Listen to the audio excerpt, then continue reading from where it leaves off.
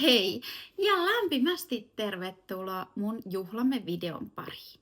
Tämä video on kaupallisessa yhteistyössä tehty Vuokraamo Lumouksen kanssa, minkä löydät Tampereelta, sekä Juhlista hauska yrittäjä Dianan kanssa, jonka löydät myös Pirkanmaalta. Paljon onnea vaan, paljon onnea Dalia.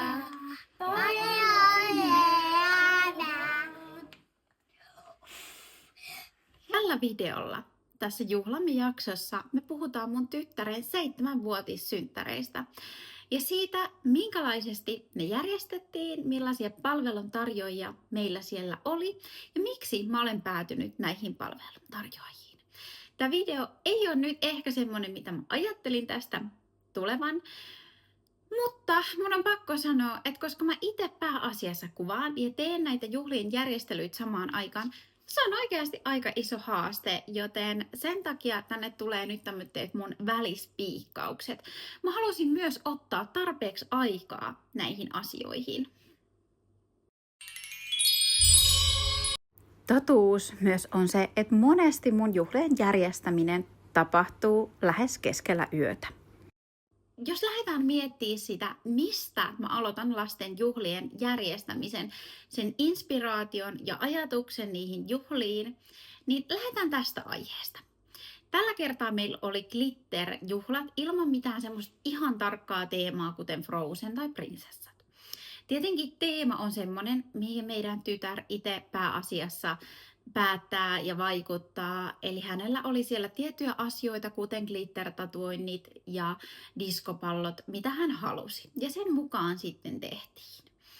Tähän teemaan myös mä koitan miettiä vähän, että olisi joka vuosi vähän erilaisia juttuja. Mä haluan myös mun seuraajille tarjoa vähän uusia ideoita. Eli joka kerta mä koitan kehittää vähän jotain uutta. Mä koitan viedä koko ajan mun sisältöä myös kestävämpään kehitykseen kohti. Ja tällä hetkellä myös siihen, että välillä voi päästää itsensä helpommalla. Päädyimme tosiaan sitten glitter-teemaisiin synttäreihin. Tämä oli tosi kiva. Mä tein muun muassa itse tein pinjaatan ja tämä glitter-diskopallo-teema korostui niin kuin foliopalloissa, kattauksessa. Tässä oli tosi helppo hyödyntää myös koristeita, mitä meillä oli jo, kuten nämä pienet diskopallot, jotka tuli pöydälle koristeeksi, jotka on ollut muun muassa pari vuotta sitten mun juhlissa. Ja tässä kattauksessa tämmöinen puuhka, niin se oli myös semmoinen tuote, mitä on helppo käyttää uudestaan. Mun juttu juhlissa on, eli tuotteita, mitä mä ostan, mä pyrin nykyään valitsemaan niin, että niitä voisi teknillisesti ottaen käyttää aina vähintään kerran uudestaan. Meidän yksi juhlanumero on hattara koululapsille. Mun blogista löydät. Näissä juhlissa meillä oli monta uutta elementtiä, kuten pitopalvelu, ulkoistettu ohjelma ja uusi vuokratuote.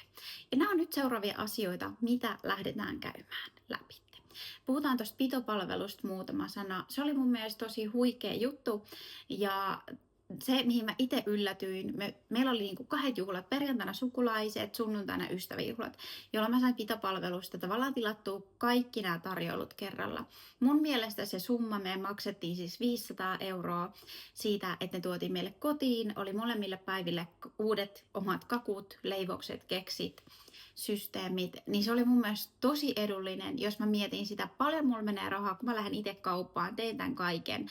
Ennen kaikkea, vaikka mä itse rakastan leipoa ja on leipoja-tyyppi, niin mulla on itsellä semmoinen stressi aina kun mä lähden tekemään jotain kakkuja, että voi ei onnistuuko ne, tuleeko niistä just sellaiset, kun mä haluan. Joten mulle se pääjuttu oli se, että mä tiedän, että näistä tulee just sellaiset, kun mä haluan. Ja jotenkin ylipäätään kuinka paljon säästi aikaa sillä, että mun ei tarvinnut rampaa kaupassa, mun ei tarvinnut siivoa yhtään enempää, mitä yleensä vaikka leipomisesta tulee. Niin kuin tiskiä ja muuta. Joten pitopalvelu on kyllä semmoinen juttu, mitä mä haluan nostaa esille. Se ei ollut missään kaupallisessa yhteistyössä. Mä haluan nostaa sitä esille ajatuksena, että se ei välttämättä ole niin kallis, mitä sä olisit saattanut ajatella. Jos sä rupeat ynnää, miten sulla menee rahaa sähkölaskuihin, vesilaskuihin, kaikkiin, kun sä rupeat itse tekemään vaikka tällaisen määrän kakku ja paljon sulla menee rahaa, kun sä jo ajelet sinne kauppaan ja saati niin tarvikkeisiin, niin kannattaa laskea oikeasti aika tarkkaan, kumpi on edullinen. Se, että sä käytät omaa aikaa, teet kaiken itse, vai otatko sä sen ulkoistetusti.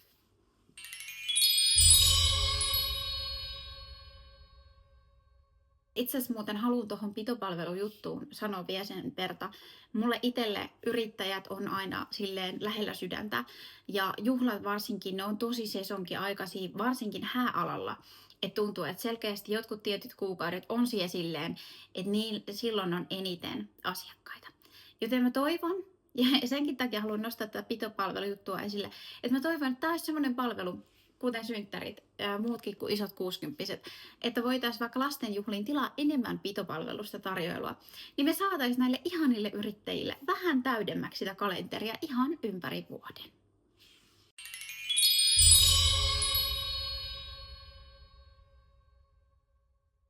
Sitten lähdetään puhumaan vuokratuotteista. Erityisesti mä haluan painottaa tällaisiin isoihin vuokratuotteisiin, erilaisiin koneisiin, ja minkä takia mä oon ihan rakastunut niihin. Eka pari sanaa muuten Vuokraamon Lumouksesta.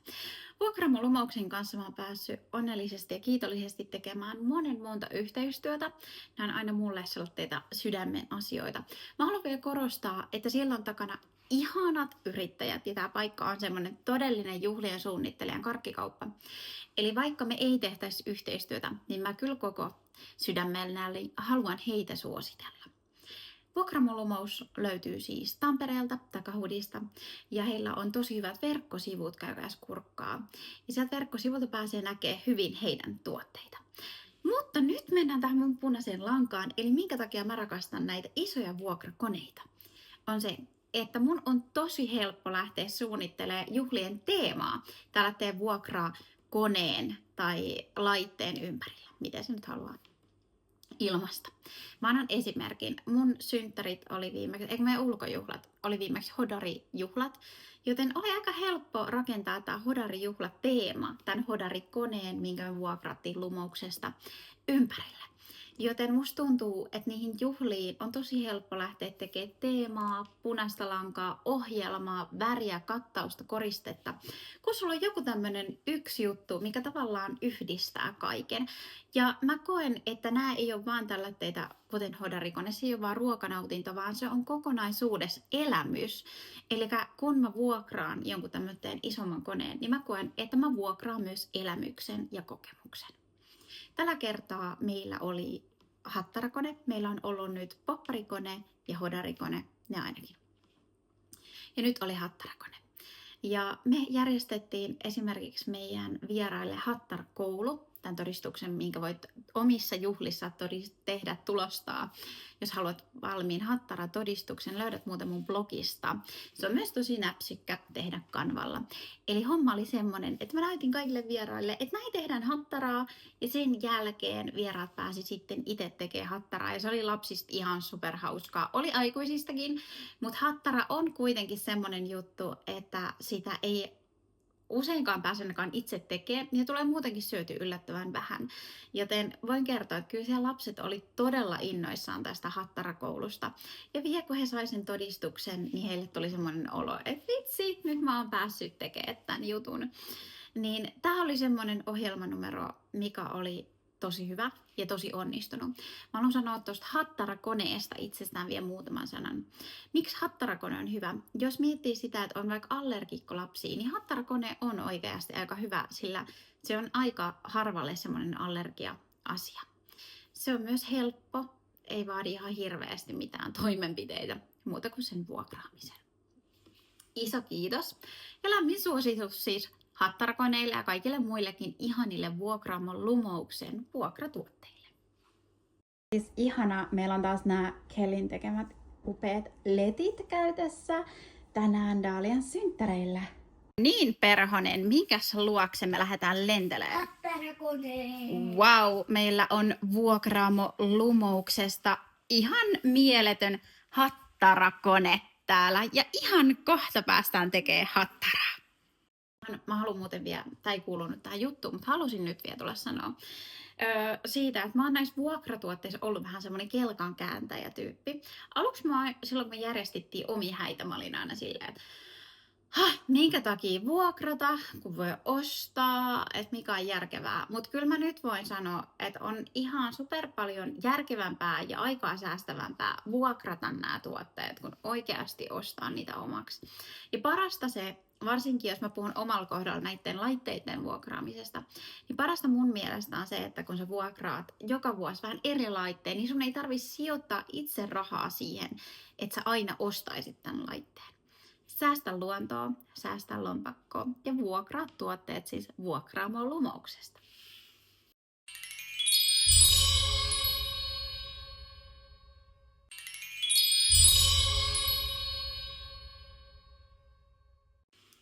No niin, sitten päästään mun toiseen lempiaiheeseen, nimittäin juhlista hauska. Meillä on lähes jokaisilla lasten juhlilla, mitä on kotona ollut, on ollut jonkunmoinen lasten ohjelman ulkoistaminen.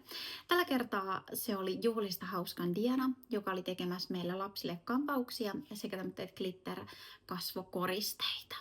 Minkä takia mä halusin ulkoistaa ohjelman on se, että kun mä ulkoistan palvelun ammattilaisille, joka on sen alan ammattilainen, mä tiedän, että se ohjelma taatusti on hauska, onnistuu, mun ei tarvi itse ostaa esimerkiksi 1 miljoonaa glitteriä, eikä tarvii sitoa omaa aikaa niistä juhlista just sen ohjelman järjestämiseen. Eli se, kun mä otan tuolta palvelun, niin antaa mulle enemmän aikaa nauttia niistä juhlista ja keskittyä siihen kaikkeen muuhun kivaan.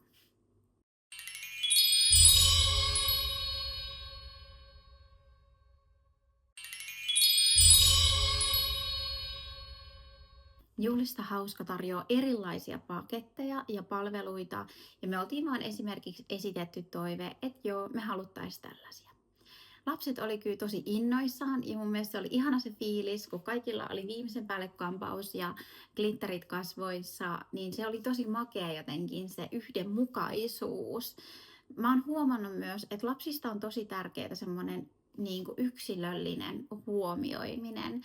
Eli monesti synttäreillä kuuluukin tietyllä tapaa olla se juhlien sankaris päätähti, mutta on ollut ihanaa, että tässä kun tekee noita glitterijuttuja tai muuta, niin jokainen lapsi saa sen oman tähtihetken, missä pääsee valitsemaan niitä omia juttuja. Joten mun mielestä on kiva, että lasten juhlista jää semmoinen ajatus, että se on elämys, se on kokemus, se on yhteistä tekemistä. Että paljon muutakin kuin vaan se, että nyt puhalletaan yhdessä nämä kynttilät. Asia, mistä mä oon paljon puhunut mun sosiaalisessa mediassa ja mitä mä vähän jo sivuutin, on tavallaan se, että mä en voi painottaa tätä liikaa. Kun te mietitte jotain palveluntarjoajaa, on se sitten joku satuhahmo, on se juhlista hauska, niin jonkun tämmöinen ilmapallopalvelu.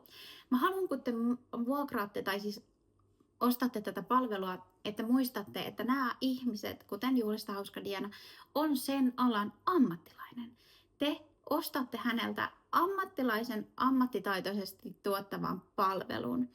Eli totta kai joku saattaa siellä ajatella, että no, miksi et sä tee niitä glitter-tatuointeja tai hiuksia tai muuta itse. Totta kai joo, voisi tehdä. Se ei välttämättä ole huono ratkaisu, mutta kun mä ulkoistan sen alan ammattilaiselle, jolloin mä olen täysin varma siitä, että hän osaa oman juttuunsa. Hän on sen alan ammattilainen ja erikoistunut vuosien työkokemuksella juuri siihen. Joten kun te ostatte palvelun, niin te maksatte tosi paljon muustakin, kuten siitä pitkien vuosien ammattitaidosta, ettekä vaan siitä yhdestä pienestä hetkestä. Ja tämä on se asia, mitä mä haluan jotenkin korostaa, kun te lähdette miettimään sitä, että okei, otetaanko joku ulkoistettu palvelu vai ei.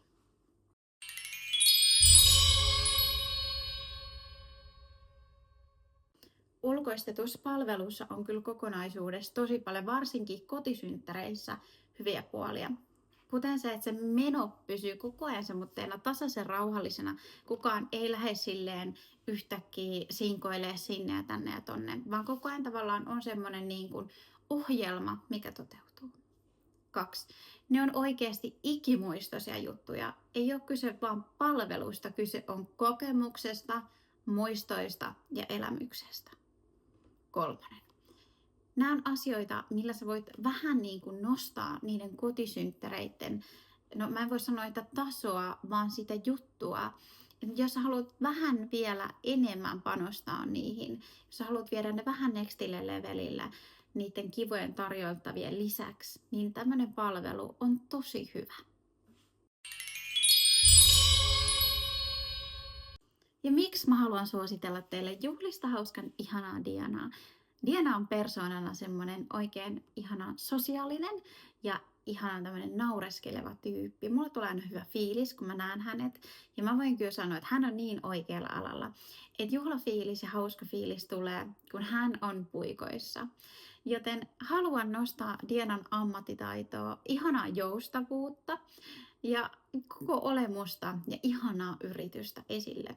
Juhlista hauskan löydät Juhlista hauskan verkkosivuilta, somesta. Ja hei, siellä muuten tällä hetkellä oli superhauska arvonta joulukuun asti käynnissä, joten käy nappaa Juhlista hauskan Instagram-seurantaan. Mulla ei mennyt nyt ihan putkeen.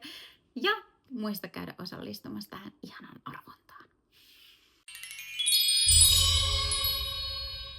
Jos nyt käydään, tässä on tullut niin paljon asiaa, jos käydään nyt läpi vielä ihan alusta loppuun, miten nämä synttärit meni, mä kerron teille. Ihan alkuun me koristeltiin jo perjantaiksi meidän koti, jolla me saatiin hyötykäytettyä kaikki ilmapallokaareet ja kaikki molemmat juhlat. Tämä oli tosi hyvä. Ja tosiaan perjantaiksi tilattiin meidän pitopalvelujutut ja perjantaina oikeastaan niin kaikki oli valmiita. Meillä oli sukulaissynttärit, ne meni tosi mukavasti. Sukulaisetkin innostu tekemään hattaraa, sekin oli tosi kiva. Sitten lauantaina mä olin vähän reissussa ja sunnuntaina meillä oli tosiaan nämä kaverijuhlat, jossa sitten ei muuten ollut tänä vuonna esim. Mitään ihmeellisiä vieraslahjoja, koska oltiin panostettu enemmän tähän kokemukseen. Tänä vuonna karsittiin kertakäyttöastioista, kaikesta tämmöistä niin vaikka paperituotteista, mitkä on normaalisti ollut mulle tosi tärkeitä. Mutta lähes kaikki koristeet, verhot, muut koristeverhojutut oli siis jo vuosia vanhoja. Tämä kertoo myös siitä, että kun sä säilytät ne juhlakoristeet hyvin, ne oikeasti säilyy. Ja lasten juhlien runko meni niin, että toivotettiin lapset tervetulleeksi. Meillä oli ensin silleen, että puhallettiin kakkukynttilät ja sitten aina niin kun lapset söi, niin vuorotellen sitten kävi siellä Dianan luona kampauksessa ja meikissä. Lopuksi sit oli just tää, meillä oli pinjaatta, joo, ja sen rikkomisen jälkeen oli sitten tää hattarakoulu. Ja päivä meni oikeastaan se aika, 1,5 tuntia meni ihan super nopeasti ja silleen, no, koska tekemistä riitti, että oli semmoinen niin kuin hyvä fiilis koko ajan. Ja se oli kyllä hauska, kun lapsia tultiin hakemaan, niin sitten aikuisetkin oli sillä, että täällä on tosi oudon hiljasta. Et jotenkin, mä en sano, että ei saisi olla ääntä, ääntäkin tarvitaan maailmaa, mutta varsinkin meidän tytär, joka ei erityisesti tykkää kovista äänistä, oli tosi tyytyväinen näihin kotisynttäreihin, koska tämä metille taso pysyi koko ajan tosi inhimillisenä.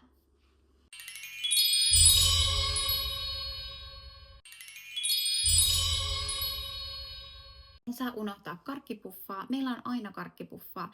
Ja se on muuten myös tosi hyvä, että kun sen teki jo perjantaina tänne sukulaissynttäreille, niin ei tullut niin paljon hävikkiä, koska sitten ne rippeet saattoi käyttää myös sunnuntaina uudestaan. Kokonaisuudessa mä oon super tyytyväinen näihin meidän juhliin. Ja paras juttu on ollut kyllä se ehdottomasti, mitä mä oon nyt huomannut, että järjestän sukulaissynttärit perjantaina ja sunnuntaina kaverisynttärit. Pääsen niinku kaikki yhdellä kertaa, ilmapallokaarit ja kaikki muut sitten menee niinku tavallaan 2 juhlat. Aion ehdottomasti jatkossakin käyttää ulkoistettuja palveluita ja vuokratuotteita. Ja mitähän muuta? Niin tämmöinen fiilis, mikä mulla on tosi kiitollinen. Mä oon itse ihan super onnellinen siitä, että mä oon saanut tutustua tämmöisiin ihaniin yrittäjiin. Muistakaa seuraa myös mun juhlametiliä tuolla Instagramissa. Nyt mä oon vähän hiljaisempi. Mä oon aika usein huomannut, että vaikka mä oon tosi jouluihminen ja meillä on siis ihan täysi joulu täällä kotona, mä oon silleen jotenkin semi-huono tekee jouluna kontenttia. Mä omistan sitä aikaa paljon enemmän sille läsnäololle. Joten voi olla, että joulusta tulee muutamia videoita, mutta sit ei mitään ihmeellistä. Mutta ei se ehkä haittaa. Mä on ihan kiva vaan keskittyä siihen itse olemiseen ja tekemiseen. Ihanaa joulua. Lämmin kiitos siitä, että te olette kattonut mun videoa, varsinkin tuolla Instagramin puolella. Ja olette mahdollistanut sille mun tyttärellä näin upeat syntymäpäivät. Mä voisin ehkä vielä kertoa muutaman sanan siitä, että miksi tänä vuonna se, että mulla oli yhteistyökumppaneita, oli jälleen tosi tärkeä asia. Mä olin siis melkein vuoden vaan osa-aikatöissä silleen, että mä tein vaan keikkaduunia, koska mä etin täyspäiväistä työtä. Nyt olen onneksi saanut täyspäiväisen työn, mutta silloin varsinkin tämä vuosi oli tosi haastava meille. Ja en olisi voinut kyllä ilman näitä ihania yhteistyöprojekteja mahdollistaa välttämättä näitä synttäreitä tällä tavalla mun tyttärelle. Joten senkin takia ja halusin nostaa tämän esille, että olen oikeasti aidosti tosi kiitollinen niin teistä seuraajista, jokaisesta katselusta, kuin myös näistä yhteistyöyrityksistä. Halusin sanoa myös tämän ehkä siksi, että välillä niin kun, sosiaalisen median tuottajia kohtaan tulee semmoinen, että ne toi vaan saaton tuotteen tai näin, niin mä jotenkin halusin kertoa siitä, että kuinka tänä vuonna erityisesti meidän perheelle merkitsi se, että me saatiin nämä yhteistyöt. Iso kiitos, iso halaus, ihanaa joulua, jos ei musta kuulu. Mutta ihanaa, että nyt tää video on valmis.